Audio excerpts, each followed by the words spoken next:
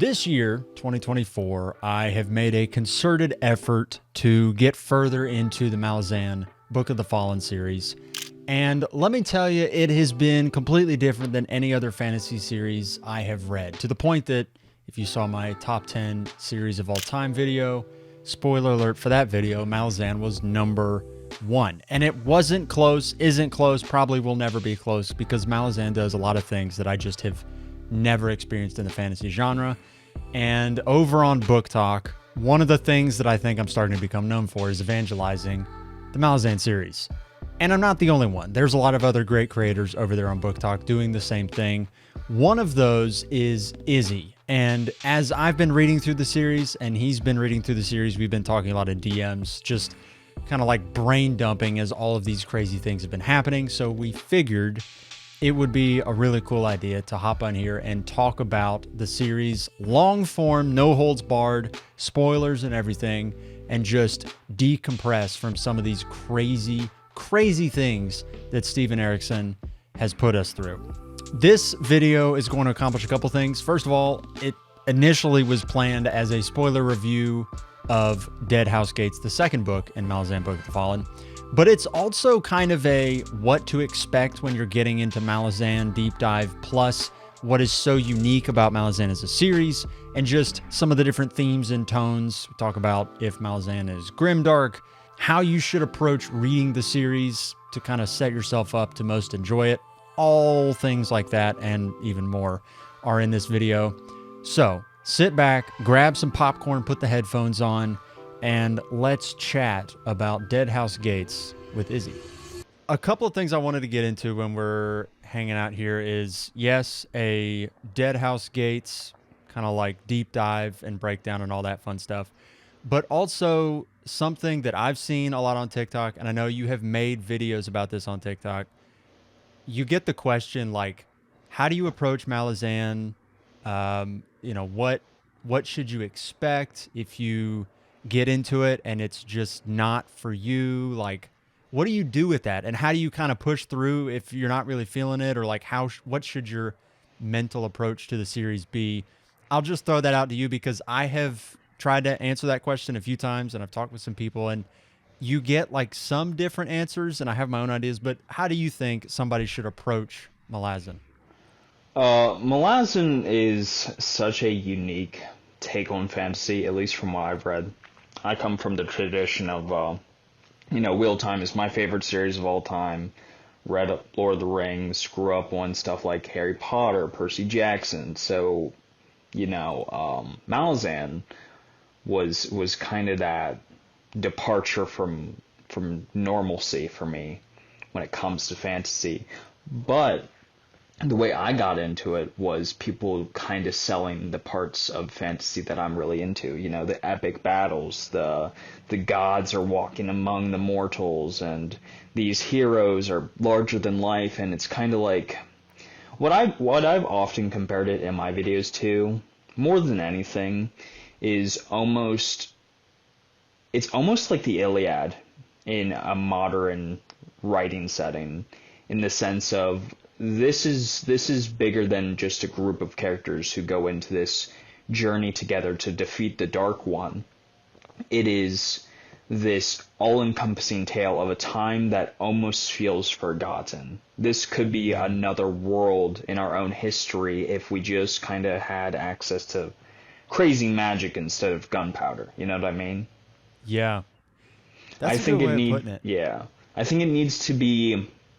I think if you're serious about getting into Malazan and you really want to give it your best try, approach it more like reading another world's history than traditional fantasy. If you go in expecting Stormlight Archive or, Wheel of Time or anything like that, where it's much more groups of people dealing with these things, yada yada.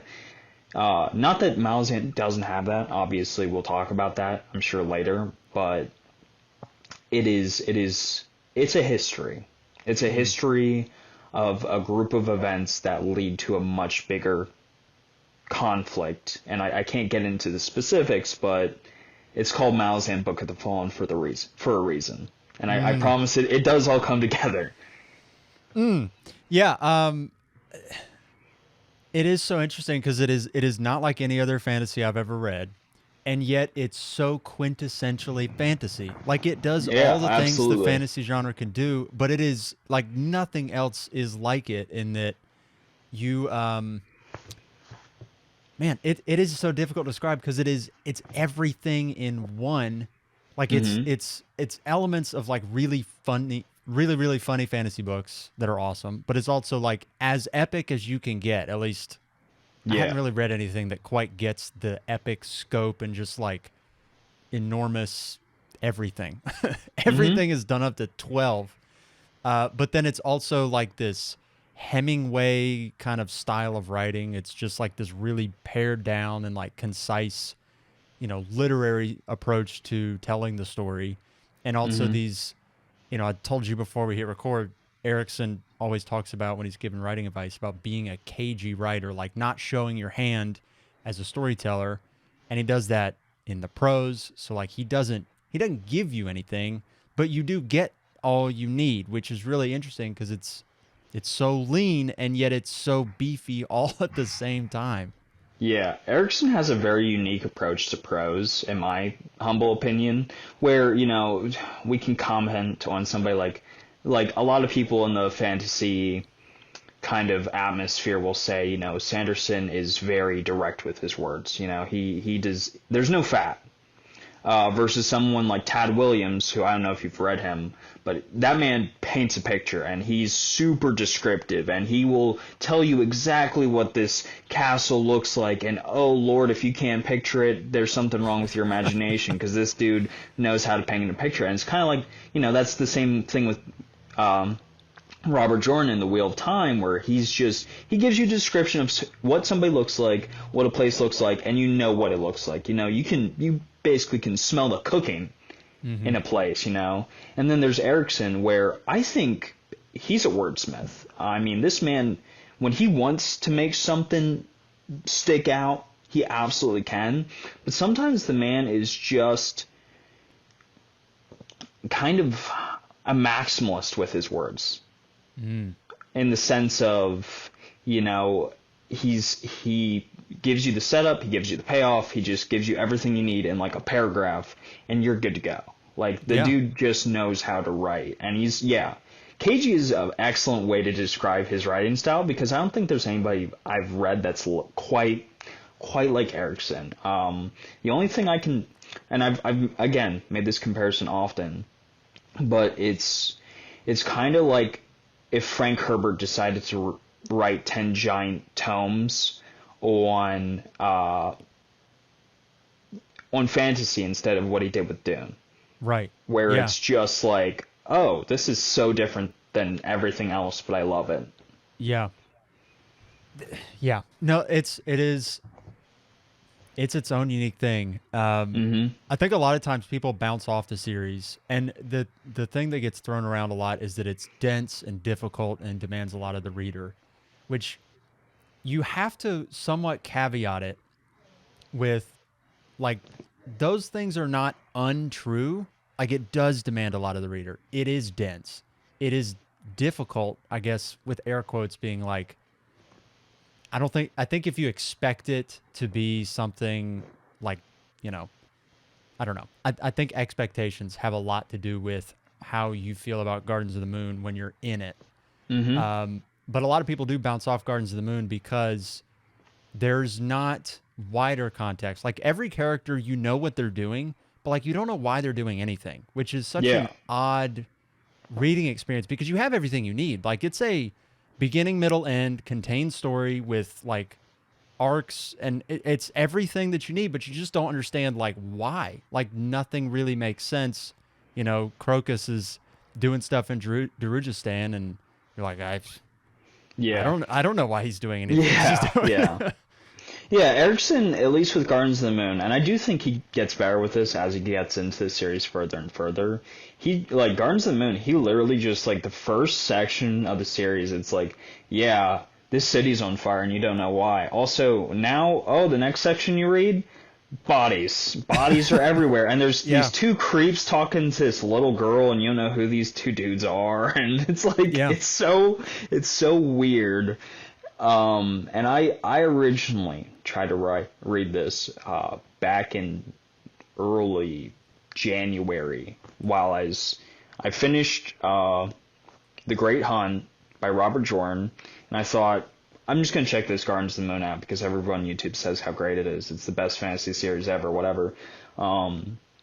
And I got halfway through, and I didn't think it was confusing, but I was like, this is so contrived. Like, what is this author, like, doing? He's not giving me, like, anything to care about. Like, whatever, dude. If I'm interested, I'll read this again after I finish the Wheel Time, and that's what I did. But then getting back into it, I was just like, you know what? And this is the advice I'll give. Probably, people won't be happy with this advice, but it's genuine. You gotta just go with whatever the author's gonna give you. Erickson is gonna throw you in the deep end with Gardens of the Moon, but I promise, and it's gonna sound so stupid, but it actually makes sense by the end. By the end, except for the Azath House, which is a whole can of worms, you'll generally know what's going on. And if you really want somebody to spell it out, it's not too difficult. You know, it's these groups of people who are all invested in trying to take over this city because it's essential to colonial expansion. I mean, when you get down to brass tacks of it, that is what Gardens of the Moon is about. Yeah. And it happens to have a young boy in there who's trying to fall in love with the first time, and there's other stuff, obviously, and if we want to talk about it, we certainly can, but, like, if you want just me hitting the highlight notes, it's colonialism. Yeah. That's what Gardens of the Moon is. It's commentary on colonialism. Yeah, it is interesting, too, because, like, when I was reading Gardens of the Moon, there's this weird experience where you're really enjoying it, and yet at the same time, you're kind of like, I don't know. And people always say you got to read the first 3 before you really are in or out. Yeah. Which, generally speaking, is That's a big terrible commitment. advice. Yeah, I would agree. That's a big commitment. Those are big. I mean, these are all huge books. Gardens of the Moon is, I think, the shortest, and it's still, like, probably a 700-page book. I have it, like, near me somewhere, so I could probably grab it. But it's like, I think it's like 700 pages. It's a big boy. Yeah. These are not little books, and they demand a lot of you. So if you're gonna really decide whether or not you like the series, you do have to get really far into it. And for me, I don't know how it went for you, but for me, Gardens of the Moon was fine. But I think without some of that wider context, I was like, I don't know. But I knew, like, you got to keep it going. So I read Deadhouse Gates pretty much immediately afterward, and I think the first half of Deadhouse Gates, it was kind of the same thing where I was like, okay, you're sort of waiting for that eureka moment, or like the light bulb to come on where you're like, I get it, like things are happening, but I don't know why anything's happening. And then second half of Deadhouse Gates, it just happens. It just happens, and every single plot arc paid off. And I forgot about a couple of them. Like, everybody talks about Chain of Dogs, and for very, very good reason, and we'll get into it. But it's not just Chain of Dogs. You have the Mappo Icarium arc with Fiddler, and then you've also got the Kalam arc where, if you saw the title, it's a spoiler video, where he's trying to kill the Empress of the Empire. And like all 3 arcs hit in a major way in the second half of the book. And by the end of it, I was in on the series by the end of Deadhouse Gates, and then I started Memories of Ice, and I was like, oh yeah, okay, this is... Now I'm in. Here now. Yeah, now I'm really in. My experience was kind of like this. I tried Gardens of the Moon, gave up on it, finished Wheel Time, and I was like, I seriously need something to, like, fill this hole that this series has left me in. And people were like, Malazan. Read Malazan. It's the best thing ever. And I can get into that later about what my general thoughts are without spoilers. But I think it was seriously, like, I think Gardens of the Moon is split up into 6 or 7 sections, something like that, into, like, mini books. I got into, like, section 5 of 7, and I was like, oh, I think I get it now, and this is, like, the best thing I've ever read. Yeah. Like, holy crap, like, now that I'm making these connections, and it probably helped that I read it half the book the first time, but on second read, I was like, oh, like this makes way more sense. But I wasn't, Gardens of the Moon, I wasn't committed. I was just like, that's a really good book. Deadhouse Gates, I have to agree with you. First half, I was like, okay, this is interesting. The Felisin stuff, and we'll get into it with all that. But I was like, okay, I'm not sure where this is going. Mappo and Icarium. Okay, this is interesting. Not sure where this is going. Okay.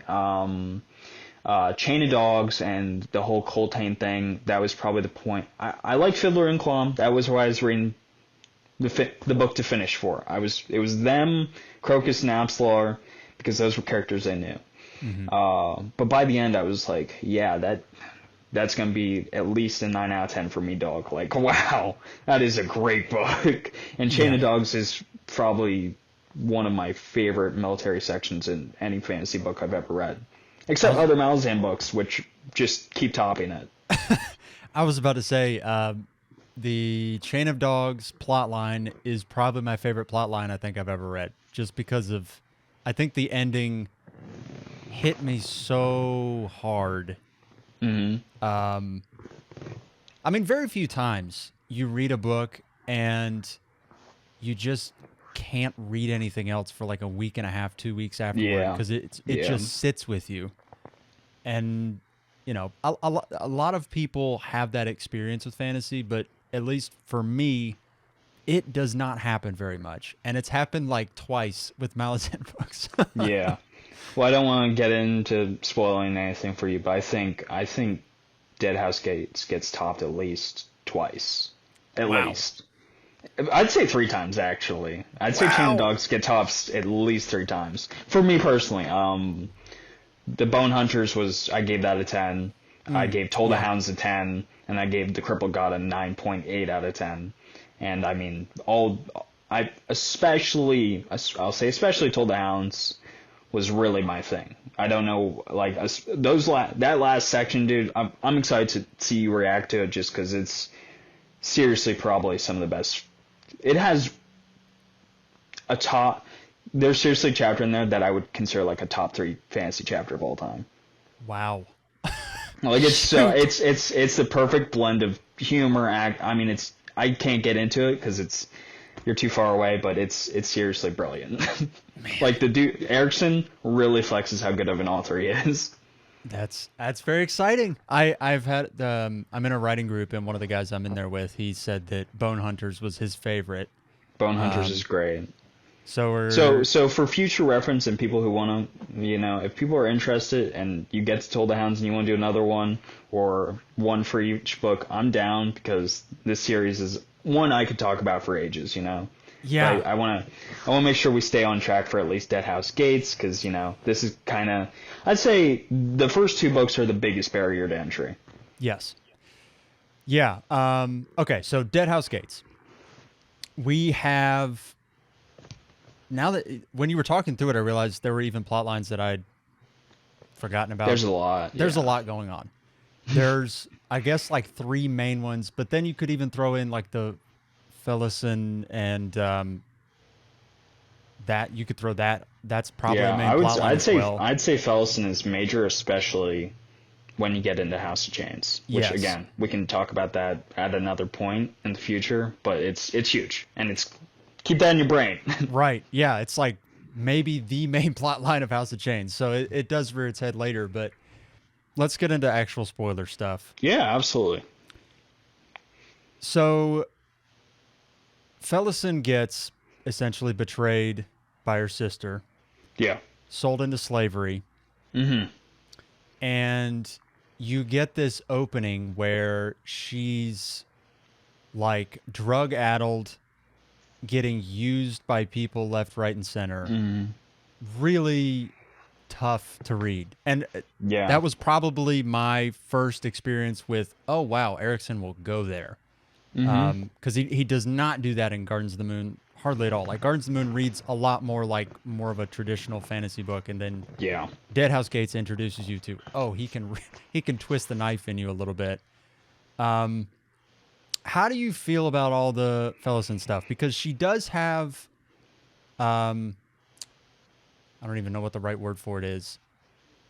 it makes sense why she is so unlikable as a character, but she Yeah. is tough to read. Felisin, and I've had this discussion online with some other people who I was in communication with them while reading the series, giving my first reactions. And they're longtime veterans, and I had that knee-jerk reaction where Felisin is a complicated character. Because even if we start in like the prologue, Felisin experiences some trauma that's really hard to digest. She's been sold into slavery by her sister, because she's a noblewoman. She watches this poor woman get beheaded with chains like around her neck. Like that's seriously one of the first scenes in this book. So it's gonna be different than Guardians of the Moon. And then you watch this poor, I'm pretty sure she's like 16 years old girl, get addicted to drugs and get used by everyone around her. Everyone around her. So immediately, Erickson is stabbing you in the heart. He's going for the knife wounds, and they're bad. And yet, at the same time, this dude writes his character in such a way that you're like, she's the worst. She's awful. I hate her. Because, you get in the, kind of get in the head of her companions for a little bit. Especially, oh man, I'm gonna forget his name. The one with no hands. Heberick. Heberick, Heberick. I don't know. Heberick, Light touch. Light touch, yeah. And it's like, she's taking the internalized the violence she's experienced, and she's just putting it on other people by being like the most miserable person ever. So on one hand, is she tough to read, both because of everything that happens to her and just her general attitude? Absolutely. I'm not going to pretend that she isn't. But on the other hand, I got to hand it to Erickson, because it's probably one of the most realistic depictions of trauma and kind of releasing that unresolved trauma onto other people I've ever read. And, it kind of makes me reconsider, and obviously I haven't gone through anything like Felisin has, thankfully, but it's like, how have I lashed out because of the things I've experienced in my life? And, was that justified? Right. That's kind of what I think that's what Erickson's kind of getting at is, and that is one of the huge themes throughout Malazan. This is not a spoiler, is that kind of trauma. What is it about the human experience that's so traumatizing, and how do we handle dealing with that? Do we internalize it and force that on other people, or do we try and make something better for the future, and we treat people kindly in despite of the fact of how we've been treated? And that's a lot to process, obviously. That's a big thing. So yeah, is she difficult essentially, yeah, is she a difficult character to read? 100%. She's probably the most difficult character to read in this book specifically, but is she well written? Also, yes. Yeah. Yeah, no, I think he does a lot of good things with her character. It is just like after you get past, so she's in it's like salt mines. It's a mine something, I don't know, like a mining. It's a skull cup. Yeah. Once so her, Heberick, and Bawden escape, their journey during that escape, like, she's insufferable. And you get it. You get it, but she is insufferable. One thing I do, like, I don't remember everything about this plot line, but I do remember you have the whole thing with, like, the ghost dragon and the Teast. It wasn't ND, it was the Edur. Edur, yeah. Yeah. With the ship and... Oh, yeah, with the skull ship. Yeah. Yes, that's a good scene. Crazy. And you've got, like, the dead dragon flying above them. Wild. So, like, you get some cool things like that in their plotline. But I feel like, and correct me if I'm wrong, because I still may not have all the pieces for what happens in that plotline yet. I feel like I got most of them, and there might be a few things I'm missing, but I feel like that that journey is a lot of setup for House of Chains stuff, but Yeah. then also like I'm trying to there's I don't know, maybe you can tell me, but I feel like it's a very big setup plot line for things that will come later more than it is like even though it is a character study for the three of them as they're kind of going through that. It is. It's a ton of setup, and again, trying very hard not to give away spoilers. It's amazing how much this dude planned out. Like when you really sit down and think about it, because like the ship from Deadhouse Gates and that entire hold that they go through, the warren that they go through, is like it keeps showing back up. It shows back up in House of Chains. I think it shows back up in Reaper's Gale, I think, if I remember correctly, maybe. Yeah, it actually does show back up in Reaper's Gale. You get shown what happens and why it's flooded. Not a huge spoiler, but it is a lot of setup for House of Chains. It sets up the Shaikh plot line that House of Chains is kind of huge on. Yeah. And again, avoiding spoilers for that, but it is a ton of setup. And I'd say, it's starting, I think it's Erickson beginning to set up this reoccurring idea of what is trauma, but it's not necessarily at the forefront of it, considering the other plot lines. But there's a lot of setup going on here, whereas a lot of the other storylines are kind of more self-contained.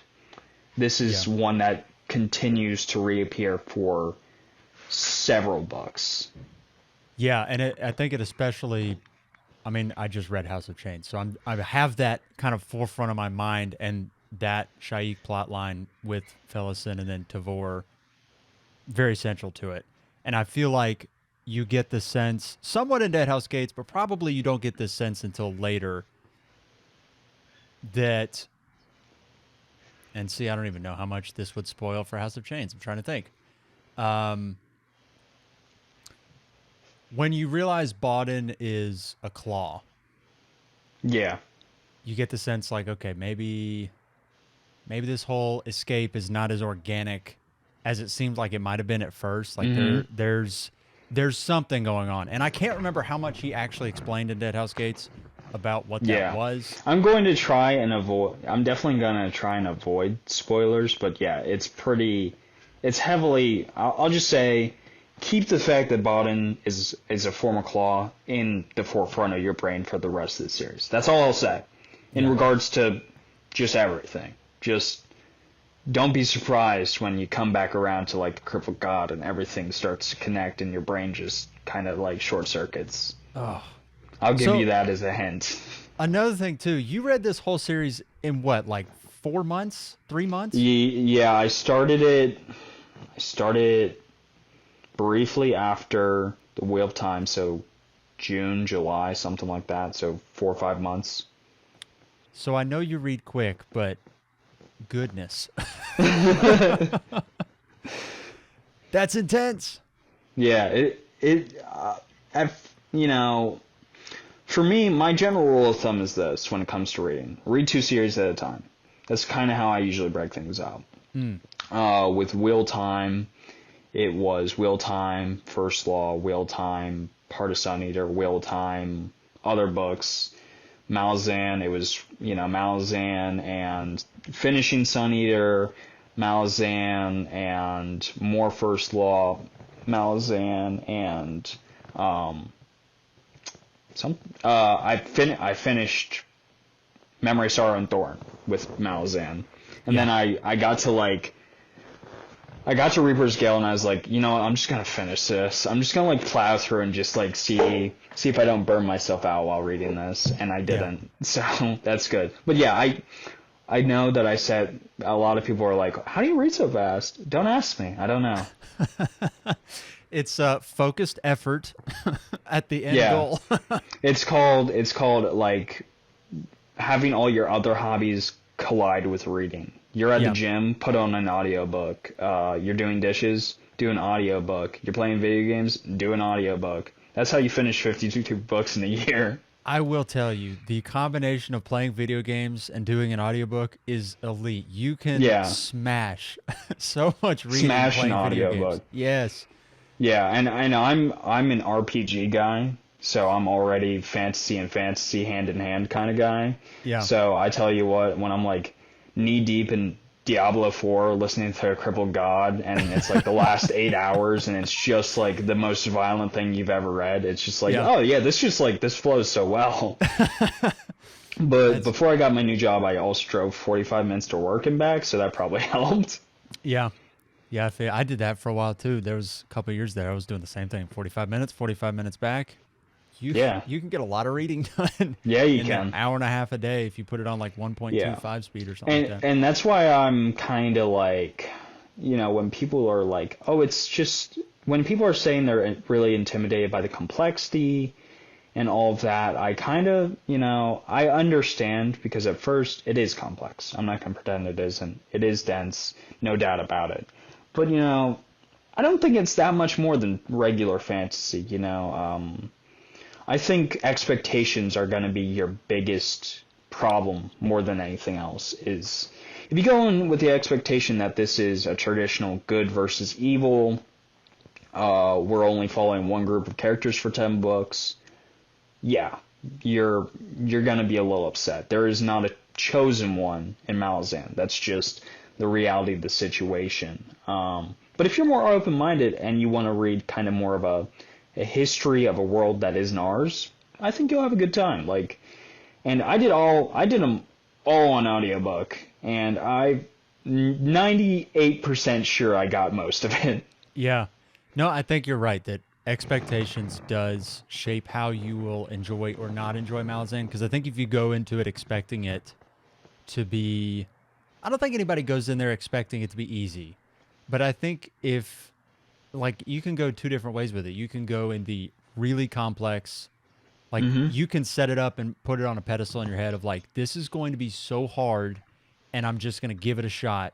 And, like, I can see how you can build it up so much in your brain that it's not what you expect it to be, or the inverse of that, where you don't realize how much it demands of you, and you kind of go in there thinking like it can't really be that complex. It's just a fantasy series, and you're not like properly kind of primed Yeah, for ready. it. Yeah, like it is complicated, but the thing that I always tell people is, at least in what I've read so far, everything does pay off. Like Oh, absolutely. there's Absolutely it does.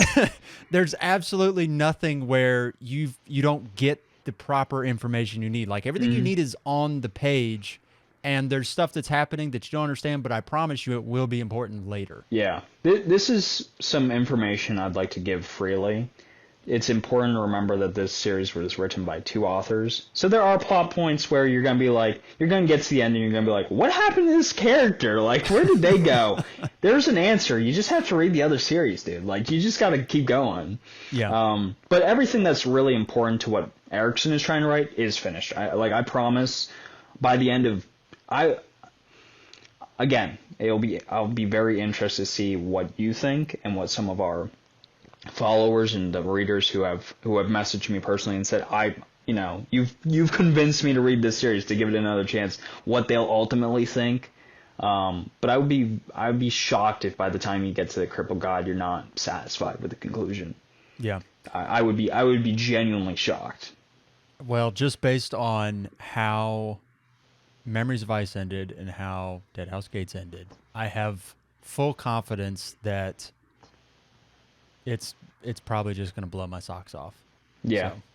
He really puts his foot to the floor in that book. It's just crazy what he manages to achieve. But again, something I'm curious about, and you kind of mentioned this briefly, is how you felt about Kalam during Deadhouse Gates, because his journey in this book is nuts. Can I say, like, it's crazy? Yeah. This dude is like responsible for like Shaik being reborn and all sorts of Gosh, yeah. Yeah, he's responsible for a major plot point in at least 2 books. Yeah, because he's doing that book at the beginning of Deadhouse Gates, he's doing the whole deal where, what is it, the Book of something? Oh, Drijna? man. Yeah, Something. Drijna. That's what it's called. He's responsible for that book even making it to the whirlwind, essentially, if I remember it right. Yeah, you're right. Which is crazy. And at the time, it seems so inconsequential, but Yeah. like, It's very huge. important. Yeah. And to like, doesn't he come in contact with Iskaril Pust, and he has Yes, that whole he deal as does. well? He comes in contact with Ishgral Pust, and he comes in contact, if I remember correct, this might be wrong. I know Mappo and Icarium also come in contact with Ishgral Pust at some point during the books, and they have that conversation about, and it's kind of funny because I was like, using internet discourse at the time, people being like, oh, just keep that in mind. It was like, oh, what's this like boat represent that Ishgral Pust has? And it's like, oh, it's Absalar's dad's boat from Gardens of the Moon. So let's do a callback to that. So all these books are interconnected is what I'm trying to say. I never They all, picked up on that. yeah. And that's the connection I made. And then it's, yeah, so he runs into Ishgral Pust, and then he and because this is spoiler filled, I can actually say this. His plan is to kill Felisin, the Empress of the Malazan Empire, and like it's kind of funny because then you realize that everything that happens in Gardens of the Moon with bridge burners was not supposed to happen, and it's just like an administrative error. Like they just goofed, and Dujek isn't actually like outlawed. Like you just immediately, and then you're like, wait, what's happening? And then it has connotations in Memory's Vice, and I'm not gonna get into those connotations, but like it's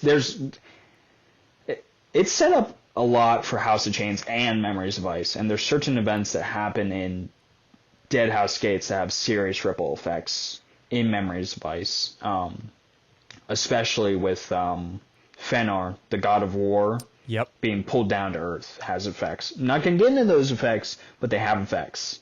Yep. So, yeah, he decides he's going to go kill Felisin. There's also, and this is like maybe the final scene with him. He meets up with can't remember her name at all. For the life of me, I can't remember this lady's name. He meets up with this woman, and they end up like getting a ton of children from a god. Oh yeah, they get war children. Yeah. From Dancer, aka Kellen the Vale. Rope, aka yes. Shadow Throne and Dancer, and that's right. Yeah, those two. Which, by the way, just keep an eye on those two. I'm gonna throw that one out for you too. Just keep them in the back of your mind because those two are just maniacal, crazy. They're great. They're great. Yeah. In retrospect, you're like, oh, they're much bigger in this series than I thought they were. Yes. I remember reading the whole War Children thing, and I was like, what is happening right now? Yeah. Where did all these kids come from? Why did they get them? And again, it's typical Erickson fashion where it's like, this thing happens, and I'm like, what? Yeah. Yeah, he meets up with this woman.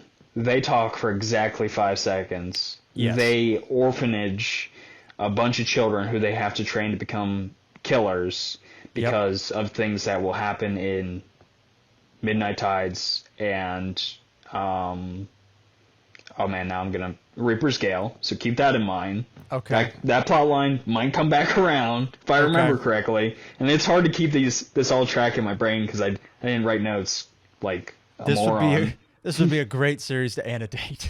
Yeah. Oh, absolutely. And I'm sure somebody has. I just was like, no, I'll just read it. It's fine. Yeah. And then, if I remember correctly, they get married. They like fall in love and get married. Something like that. Yeah. And it's definitely, I will say, Erickson and his romance, it's always out of left field to me. It's just always like, what? How are these characters connected? So I don't know how you feel about romance in general, There's a romance thread in House of Chains, and I won't talk about it, but there's a thread, and it always, you're right, it does always sort of feel out of left field. And I can't figure out if that is him being cagey with characters' emotions and how they feel about things, or if that's one of his weaknesses that he just doesn't do romance super well. And I can't figure out Yeah. which it is. I think it's a combination. I don't mind romance in fantasy, but I find that most male authors don't write romance very well. Like, I don't think I've read a male author that has done romance very well. Yeah. Sanderson, not good at it. Robert Jordan, Robert Jordan, love the man. God bless Can't his do it. soul. Terrible at writing romance. Can't do it. Terrible at it. George R. R. Martin, probably, like, if there was an antichrist to romance, it'd be him. You know what I mean? Like, just It's so these guys are objectifying. terrible. Frank Herbert from Dune, terrible at writing romance. Yeah. Awful.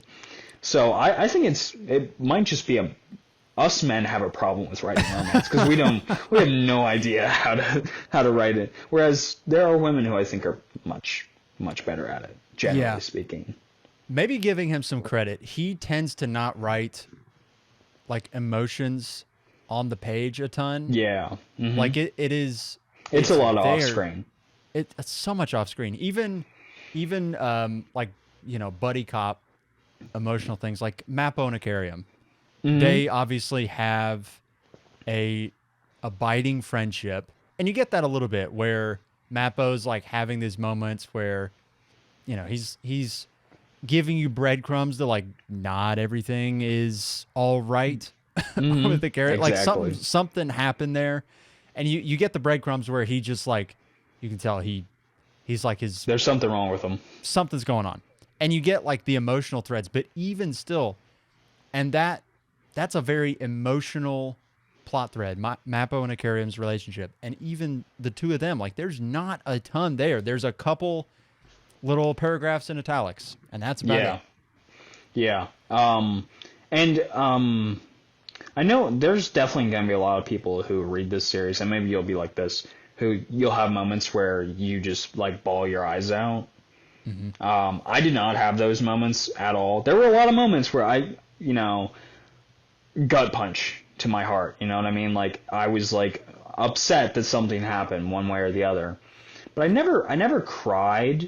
It never evoked that kind of emotion out of me. But I will say, the dude does know how to pull on your heartstrings. And I don't think I've ever read an author who made me hate characters more than Erickson. Yeah. Like, just genuinely, not gonna get into it, but there's a character in House of Chains, and I know you know who I'm talking about. Loathe him. Loathe that guy, dude. Just could not wait for him to die. Yeah. Yeah. Are we thinking of Corbelo Dom, or are we thinking of someone else? Oh, no. I know who The you're other talking one. about. Yeah. The other one. Yep. Other Okay. one, yeah. Yes. He's just like the worst. The worst. Yes. And dude, I'm not even kidding. Toll the Hounds has a worse character. And it's a Wow. child. And it's a child. You'll never hate your child more than this character. Oh, jeez. Yeah, And he he's can do great. it. Like that's what Erickson. That's what's great about Erickson is a lot of people are like, Erickson's terrible at characterization. Wrong. No. Wrong. I've never like he will give you a character that has been on the page for like 200 pages out of an entire book, and you love them. You just adore them. He is an incredibly effective writer. My favorite character who shows up time and time again is objectively probably one of the worst people in the series, Karsa Orlong. And I love the dude. Man. Like, he's just the best. He's so awesome. Yeah. No. He's the best. Yeah. Witness. I'm getting it tattooed somewhere. Yes. No, he's great. I can't wait to read more Karsa Orlong. Getting introduced to him, it he's was great. like, oh, wow. Okay. Yeah, a lot of people, and we're not going to get into it, but a lot of people don't like that section of House of Chains. That's my favorite section of that entire book. I agree. That's crazy. So it is so funny because I was doing writing group last weekend, and we meet. It's what is it? Once a month. So it's there's a good chunk of time in between times we meet, and one of the guys in there has read all of Malazan, and we tend to talk about it pretty much every time. And I told like I had started House of Chains last time we met, and I was like, "Oh, there's this Karsa Orlong guy. This is pretty interesting." And he was like, "Haha, wink, wink." And then I finish it, and he goes, "How'd you like that opening section compared to the whole thing?" And I was like, "That was the best part of the book." And Yeah. he was like, "I hated it." Yeah. Well, I think House of Chains is kind of a weird one where it's like you're either gonna hate the first like 5 chapters and love the rest of the book, or you're gonna be like me where I the first section, not to like crap on House of Chains, but first section starts off so strongly, and it's like if Erickson just wrote a book with just this guy, I would be fine. Because, yep. like, this is, like, the best ever. Like, it's Conan on steroids, and I just love it. Like, give me more of this. It's so funny So, you yeah. mentioned Conan, because it was like, this is Robert E. Howard if it wasn't problematic and, 1980s, whatever it was when he wrote. Yes, it's absolutely was- Conan. Robert E. Howard dates back to, like, I think even, like, pre-Tolkien, some of the probably stuff. does. Like, Yeah, it's old. It's old. But, yeah, no, I know exactly what you mean. And that's kind of the thing about Erickson is he'll just write a character. Like, going back to Kalam, if I remember correctly, Kalam shows up in Malaz City. He shows up with Felisin there. And he's top dog, dude. As soon as he walks in that room, he shows up. He's like the greatest to ever do it. He's the Michael Jordan of assassins. Like nobody can touch Kalam. He shows up, tells Felisin how it is. Felisin's like, actually, bro, you're wrong. And then nobody tries to kill him because they can't. They literally can't. Yeah, so It's just like when he it's shows so up, funny. when he shows up in Malaz City, he's injured. He has no weapons, and I think he's stabbed in the side or the thigh or something, and he's got no weapons at all. And an entire band of assassins tries to kill him. Of the best and he assassins kills ever. all of them. Yes, Yeah. they're all like the best of the best, like, and he wrecks them. I think it's like a fist of the it's like I think it's like 200 claw assassins, which are, by the way, in Malazan terms, the best assassins to ever do it. Like the goats. These guys are, you want something done, these guys will get it done. And he shows up injured, no weapons, and he kills every single one of them, and he leaves their corpses all over the city. And it's just like, what? It's so awesome. That's the great part about Malazan is it will have these moments where it will, especially as you get later in the series, and I want to say this now for anyone who watches this video, is there are going to be moments that are philosophical and long-winded. And for me, I graduated with a degree in religious studies. I like philosophy. I like talking about, the moral relativism of, certain belief systems. That's my jam. I know that's not for everybody. That's not going to work for everybody. And those parts you might struggle with. But then you're going to also have parts where a dude just shows up and he kills, like, a god. And it's just like, oh, this is incredible. Like, Yeah. Like, oh, this character showed up. He showed up in a city heavily injured after delivering this book that's going to bring about the actual apocalypse in this entire other continent, and then he's going to proceed to murder his way through the city just to spit on this empress and be like, yeah, I hate you. Yeah. And like, it's Pretty much. so bizarre and it's so funny. And it's like in retrospect, it's like the fact that Erickson can like blend those two things together and do it so well, master tier writer. I mean, seriously, one of the best to ever do it. Probably top 3 author for me personally, like easily. Yeah. No, he's right there for sure. Yeah. It's so funny because the Chain of Dogs plotline overshadowed everything, and the thing that I had forgotten about that was like it would have been the climax, the single climax of so many books, and yet it was like secondary. Yeah. It was just another thing happening in this book, and it's so awesome.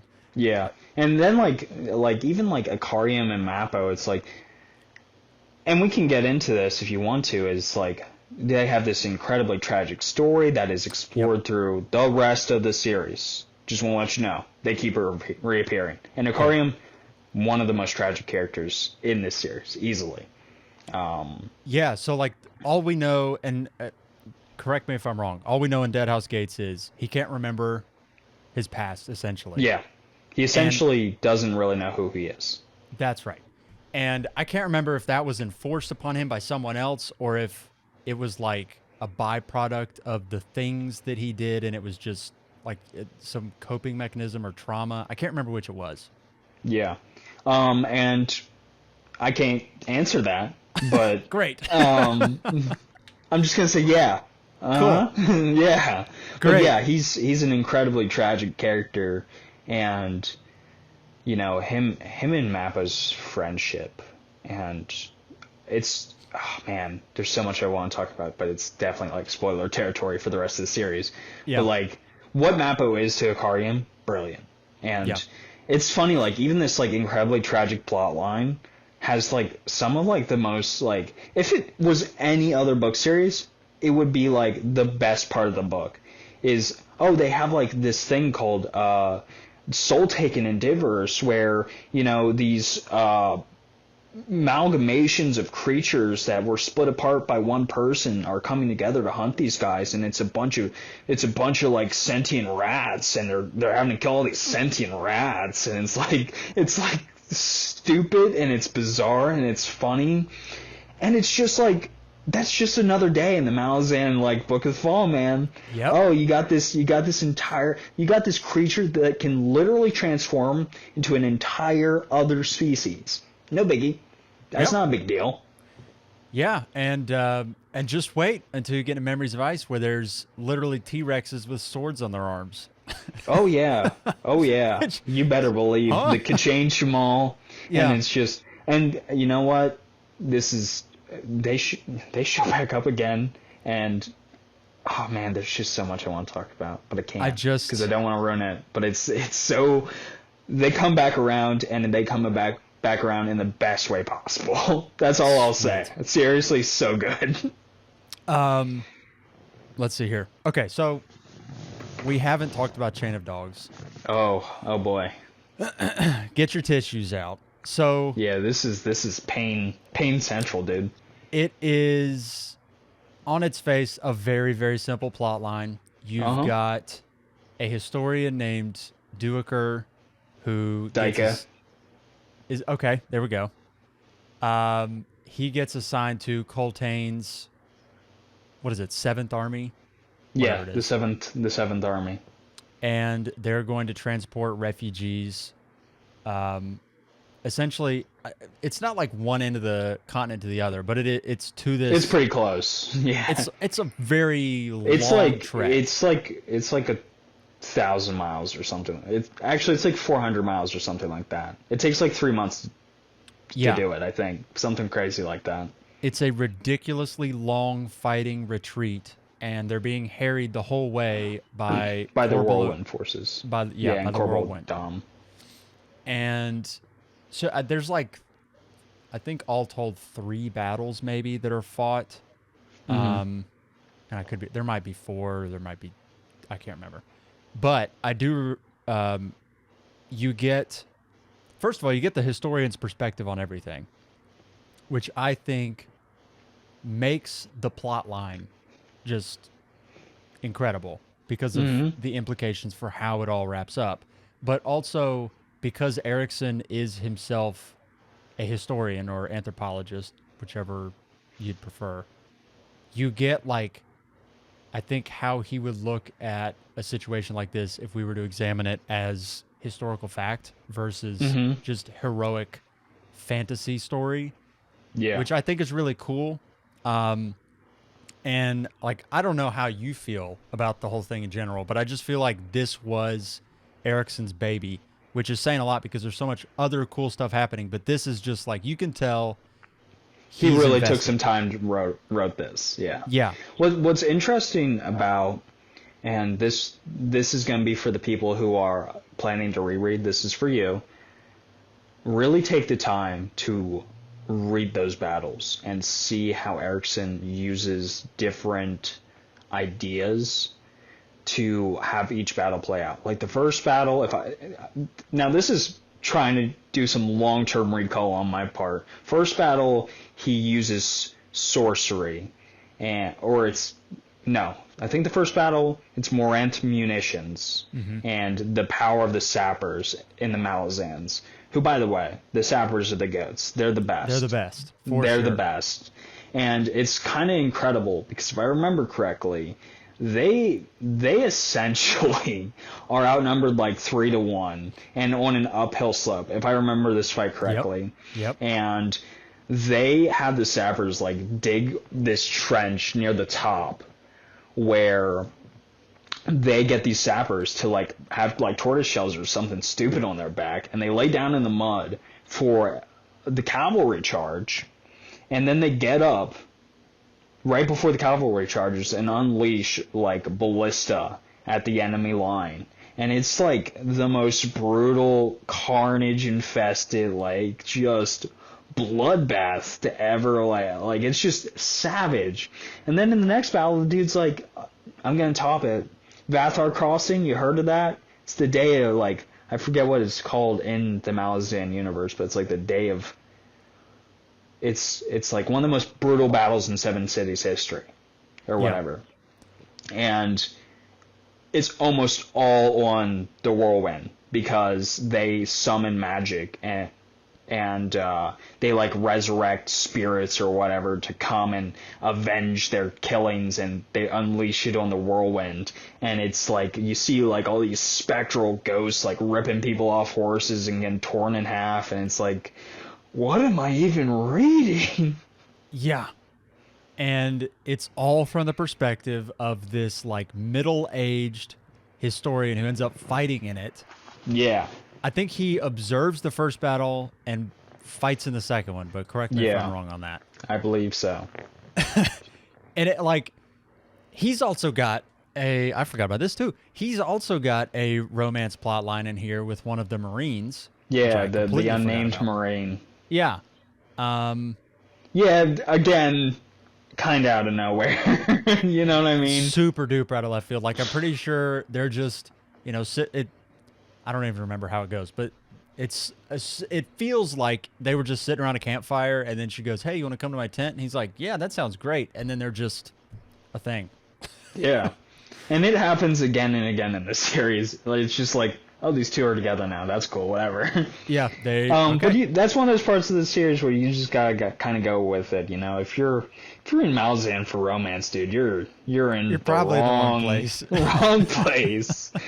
This series is a lot of things, but it is not romance. But it's funny because it's like, yeah, at first he's just kind of like, from what I remember, and you might have a better memory of this, he was in the military at one point. He was a soldier in the Malazan army, because I think everybody's kind of conscripted to be in the Malazan military, because they're a colonial force, essentially. And now he's a historian trying to write about these events that he's seen happen. And he realizes, I think, during the first battle that, being a historian on the sidelines isn't going to save him. It's not going to save any of these people, and it's like 300,000, 30,000, 330,000, I feel like is the closer number, refugees to take across the desert, essentially, in one of the most hostile places to the Malazan Empire at that point. And watching this army that is pretty much fresh off the boat, filled with what are essentially Malazan, I would call them, I would say that they're similar to, the Wiccans are similar to like Native American tribes as we would kind of think of them. They're like nomadic steppe warriors. Yeah. They're like your horse archers, almost like if you could do an amalgamation of like Mongols, Native Americans, and like Yeah, I was thinking, Romans. Mongolians and the Apache. You know what I Yeah, mean? there you Like go. just Yep. those two together as the ultimate like warrior group. And then it's what's interesting, and this is kind of like their history is not incredibly dissimilar to that of maybe Native Americans as we understand them, where the Malazans showed up, they took over, blah, blah, blah, and now they're conscripted into the military, and now it's, oh, we've got to, like, take these people who do not care about us and march them 400 miles across this awful, Seven Cities is the worst place Yeah. on earth, Just a and desert. all while, by the way, we have an actual ginormous whirlwind apocalyptic army following us that has been destined to kill all the Malazans on Seven Cities and overthrow their imperial rule. And I'm going to skip to the end here of what happens, but getting them inside the city of Erin and then having them turn around and fight Corbeil Dawn outside the city and having nobody in the city help. Maybe the best last stand in Yeah. fantasy, dare I say. That might be, some people might call me out on that, but it's so well done. It is Yeah. so well done. It's so well done that it's been a while since I've read Deadhouse Gates, and I remember just about everything from this sequence clearly, where it's layered up, where Mm-hmm. the refugees have like nobles among them that kind of like speak for them, and they pretty much want to break away from Coltane's army and kind of like go off on their own because they don't like it. Mm-hmm. Yeah, They just don't. yeah. They think they're better at it, and this is after he has basically proven that he's basically like the fantasy version of Hannibal. Like he is Yeah. killing it. And He's dominating the field. yes, unbeaten in the field with like long odds every single time, and they keep on keeping on. And so the refugees don't respect him. They want to break off and do their own thing. And he's got these orders to escort him to safety, and he's, like the classic man of honor, man of a code. And so Mm-hmm. he basically won't let them abandon the army, even though it's in the army's best interest to just let them go. Yeah. It's the classic, like you see the meme of the goat who you pull them out of the hole that they're stuck in and then immediately jump back into it. That's like Oh yeah. that's what these That's the refugees are. nobles. Yes, Yeah. they are, and it's definitely built up the way he writes it to where you're meant to think, yeah, these are idiots, and they're just dumb. And then on top of that, you've got like the attrition of this entire march kind of building up within the army itself. They have this like building dread Mm-hmm. because at a certain point, and I don't know when this point happened for you, but there is a point where everybody starts to realize this is going to be some sort of sacrificial thing where Mm-hmm. you start out thinking, yeah, we're just going to take them to safety. We're just doing the job. But then by the end of it, it's like, okay, but in order to get these people to safety, we're good. There's got to be a give and take somewhere. Yeah. And eventually what happens is Coltane sends, is it Dika? Yeah. He sends him with the refugees into the city Yeah, ahead of him. Yeah. He ahead leads of them him. into the city. And then the 7th Army stays back and fights Corbeil Dom. And so you just get that base level of information. You're like, okay, well, he's going to pull the rabbit out of the hat again. Now, hold on. Aaron has this guy running the place who's a total nitwit. I think his name's like Pormqual or something. I just hate this dude so much.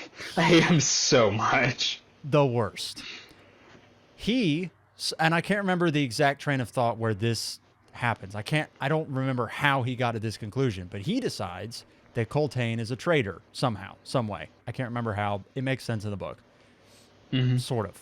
But this guy is also just the worst. And so he rides out to the aid of Corbeau Dom, and then Corbeau Dom double crosses him and annihilates basically the entire garrison in the city of Erin, and then turns back on the Seventh Army and just starts butchering them. Mm-hmm. And it's awful.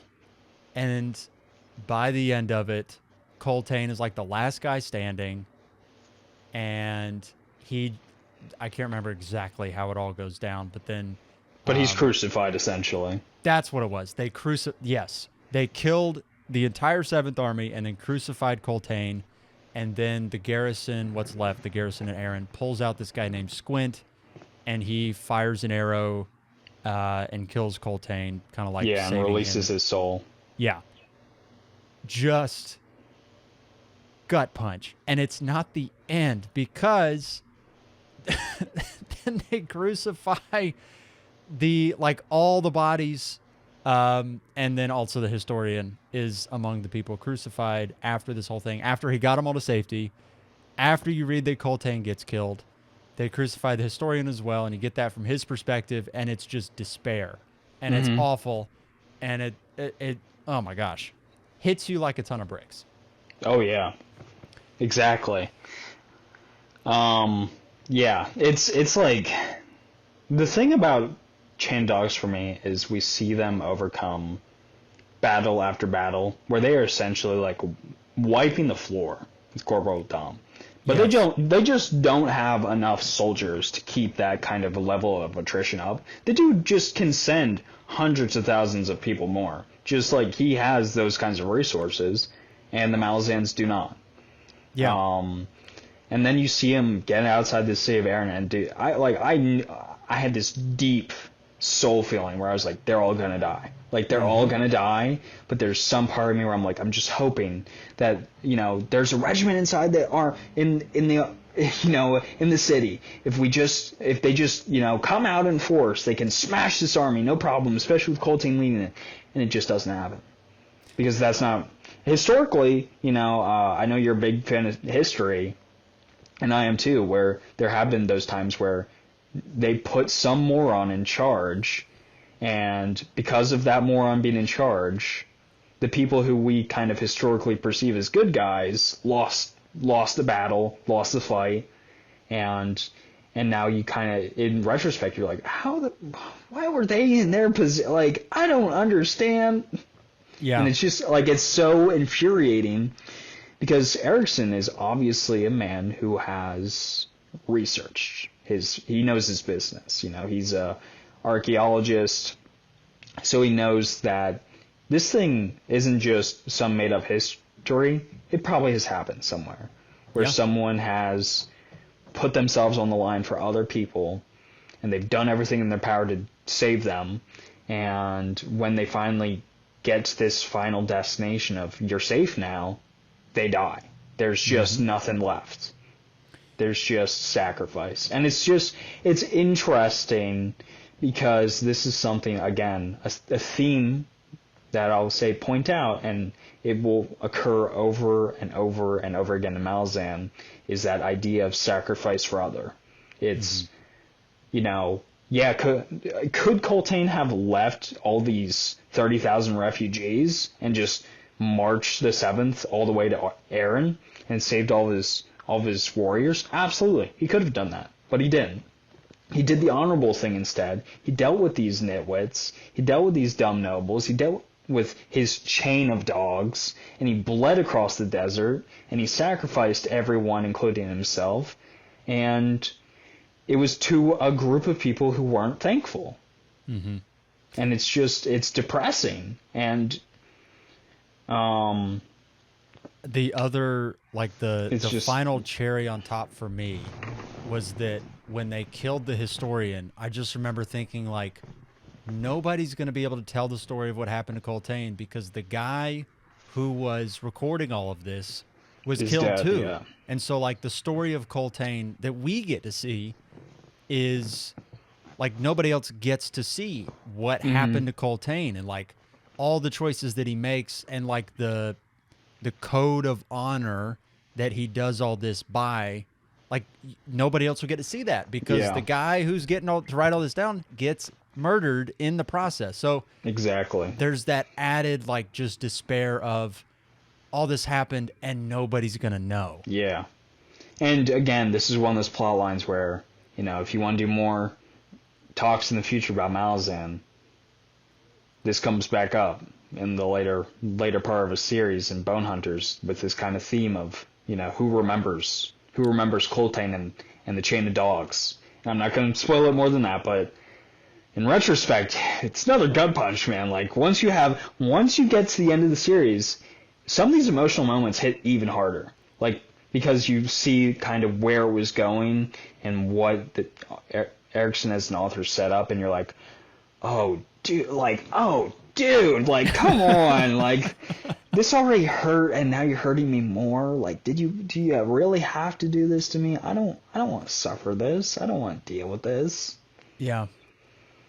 But yeah, it's Chain of Dogs is so special, and it's so good. It was the point that I was so in, and I think a lot the rule of thumb, or I guess the advice that most people give, is read the first 3 books, which does make sense. I fully understand why, but I do kind of think, like, if you get to the end of Deadhouse Gates and you're just not vibing at all, I do kind of think that is a bit of a breaking point. Like, I don't know that, like, if you don't like how Deadhouse Gates ends, I don't think you're going to like Malazan. Yeah, I would agree. And if we want to do a talk about Memories of Ice at some point in the future, I'm totally down. But Memories of Ice, that's an incredible book, no doubt about it. Don't want to get into it here, but it's seriously mind-blowingly good. It's crazy. It's just front to back great. Yes. But having said that, there's a lot of what I would like to say are hype moments in Memories of Ice. I can't talk about them because it's Deadhouse Gates only. Yep. But it's definitely, there's a lot of moments where I was listening to it driving and I was like, let's go, like, just screaming, like, just going ballistic because of how cool it is. And there are moments like that throughout Malazan, do not get me wrong. But if you want a book that's kind of more in line with the general tone of what Malazan is as a series, it's Deadhouse Gates. Malazan is dark.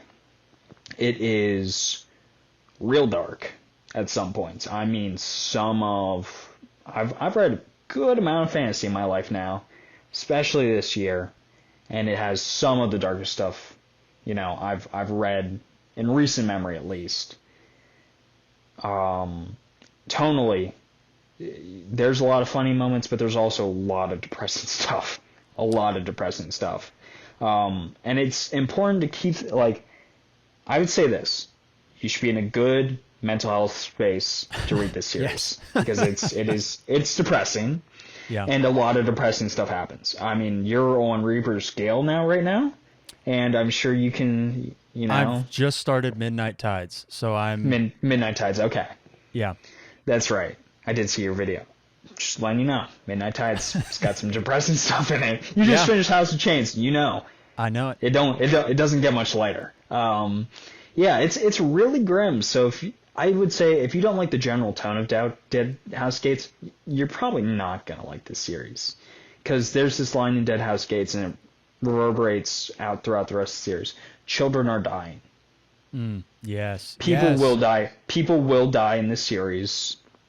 Children will die in this series. The themes are not light. There is talk about assault of every variety in the series. There is the crisis of different characters that they go through. It's a dark series.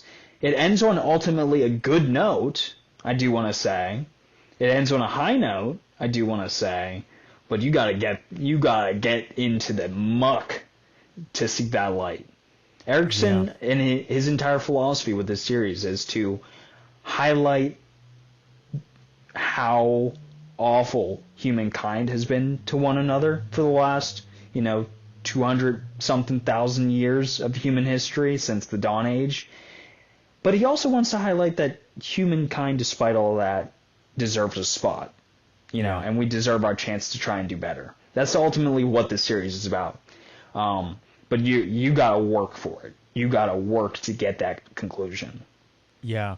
You mentioned the children are dying quote, which I had forgotten about, but that slapped me across the face when I read it. And the full Yeah. quote is brilliant. The full quote is children are dying. That's a succinct summary of humankind, I'd say. Who needs tomes and volumes of history? Children are dying. The injustices of the world hide in those three words. Yep. Oh my God. It's incredible. Yeah. I think a good place to end is something that I've been trying to think about over the past couple weeks. And you brought it up tonally with like the whole themes of the series. Do you think Malazan is grimdark? If yes, why? If no, why? Oh, man, that's complicated. No, but it is grim.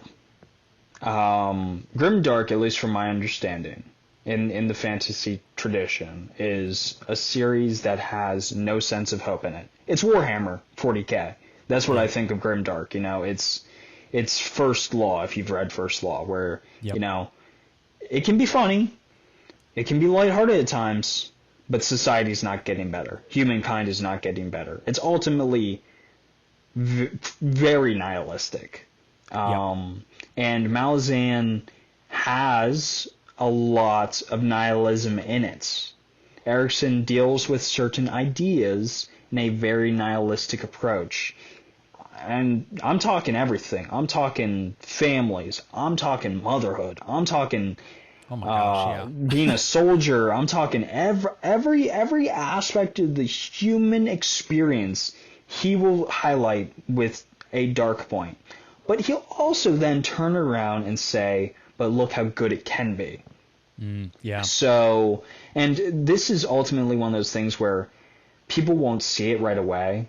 They'll read Gardens of the Moon, and they'll be like, okay, that was weird. They'll read Deadhouse Gates and be like, holy crap, that was dark. And they'll read Memories of Ice, which is a mix of incredible, just bleak crap, and then also like the most hype moments ever.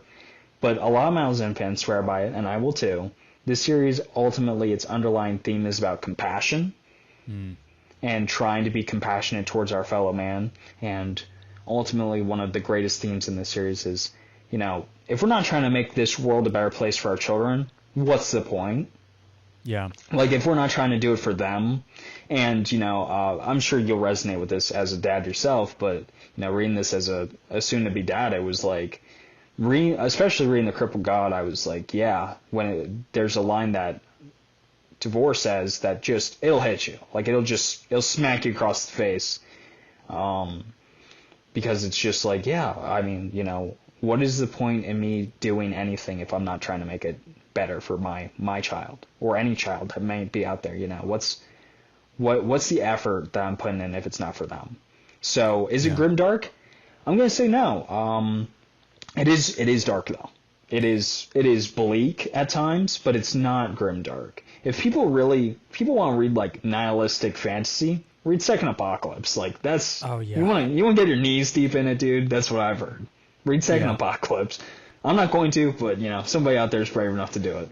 Yeah, it isn't. I think I agree with you that it is not grimdark if we define it as like a nihilistic, everything is meaningless. No matter how hard you try, you can never really be good kind of approach. Which that's pretty much what Joe Abercrombie is. Like that's kind of his whole niche. His philosophy, yeah. Which, yeah, I mean it's funny, but it is very much like a nihilistic approach to everything, which is not Malazan at all. But and this was where I can't figure out how to package it up because it doesn't fit in any of our nice, quaint little subgenre of fantasy boxes because it's elements of a lot of different ones. It's elements of like high magic, epic fantasy. It is elements of grimdark because you've got things in here, and Deadhouse Gates is a great example of this where you have extreme gut punch moments and like really awful things to read that happen to some of these characters, but there's also humor and there's also like military fantasy and there's also like it's just all this stuff packaged in one. So I don't know. Like when people ask, you know, what is Malazan like? I'm like, well, it's Malazan. Like I It's don't yeah, know. it's like, if I'm gonna try and compare it to something, it's like it's like if Homer sat down and tried to read the Iliad with a modern fantasy setting. You know what I mean? Like if That is Homer a was good born pitch. today and he had read and grown up with Dune and Lord of the Rings, that's what Malazan is. That's what it would be. I might It's steal that for it's future it's reference. it's it's Beowulf, it's the Iliad, it's the Odyssey, and you know what? In Toll the Hounds, it's Shakespeare, dude. It is Mm, Shakespeare. It's a Shakespearean tragedy with Iliadic levels of epic, yeah, that is a all wrapped into a really singular, just almost incomprehensible series in yeah. the sense of what it can do.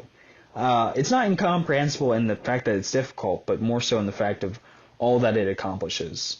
Because again, and this is, I know people are gonna push back, and I'm sorry that you're gonna get comments in your YouTube video, and I people push back with me in my life is it's grander than Lord of the Rings. It's grander than Middle Mm, Earth. And people are gonna push back on that. I know they are. But when you get to the end of the Crippled God, if you're not like, yeah, I might be inclined to agree. It's almost that level of this is the world and its history, and whoa. It's kind of like I said in my spoiler free, like, should you read it? It's like, seriously, if Tolkien had zoomed in on like the Second Age during the Silmarillion and just like focused on like a singular decade of that time frame, that's what Malazan is.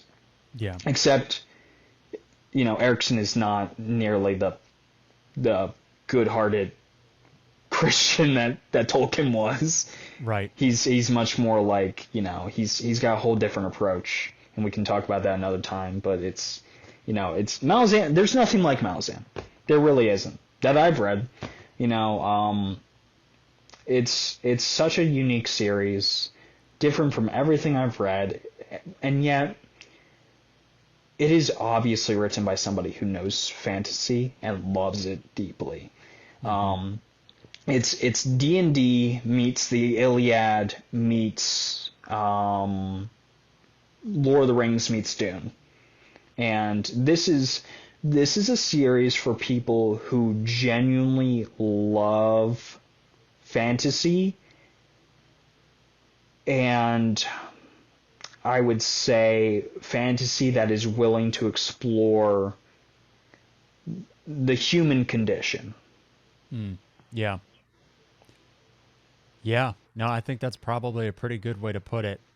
Um, yeah, there's not anything else I have read quite like it. We, it's the kind of thing where very few other series will have videos like this up and down YouTube where you bring Mm-hmm. together like scholars like a Philip Chase and AP Yeah. Canavan with just like, you know, your regular old fantasy reader that's just like, what just happened? And I Mm-hmm. hope, if nothing else, that there's somebody out there who just read Deadhouse Gates, watches this and goes, yeah, I felt a lot of those same things. Yeah. I'm going to Yeah. keep it rolling and hop right into Memories of Ice. Awesome. Yeah, that's always the hope. And again, I'll extend the offer. If you want to do one on Memories of Ice and House of Chains, I'm down because this is a series where, oh man, like you really do have to talk about every single book. Like you Yeah. really, it's hard to be like, oh, I'm just gonna talk about Deadhouse Gates and what can you expect? And it's like, okay, but like Deadhouse Gates leads into Memories of Ice a little bit, and then Memories of Ice leads into House of Chains a little bit, and then there's this, and then there's that, and then you get to the end, and you're like, you see how it all interconnects, and then you're like, okay, so I gotta reread this in like 2 years because now I'm that right I there. now I get it. Now I get Yeah. it, and I don't. And then it's like, oh, there's all these other books in the series, and it's like, and it just keeps going, and it's Yeah. just this cycle of being like, oh yeah, this, um, you know, I'm super super duper mega biased towards Wheel of Time. I don't pretend that I'm not. But if you just sat me down and like smacked me and you're like, what's the greatest, like, not even my favorite, but just like maybe the greatest modern fantasy just creation, I would probably say Malazan. It's Malazan or Lord of the Rings. Like, that's it. Yeah. It's got to be one of those two. It literally has to be. Because, I mean, the fact I understand intellectually and emotionally why Malazan isn't for everyone, but it really is a series I think everyone should read. Yeah. Like, it's true. Like Wheel of Time, favorite series ever, but I get if you don't like it, and I'm not going to tell you that you have to read it, even though I think it's essential fantasy. I get it.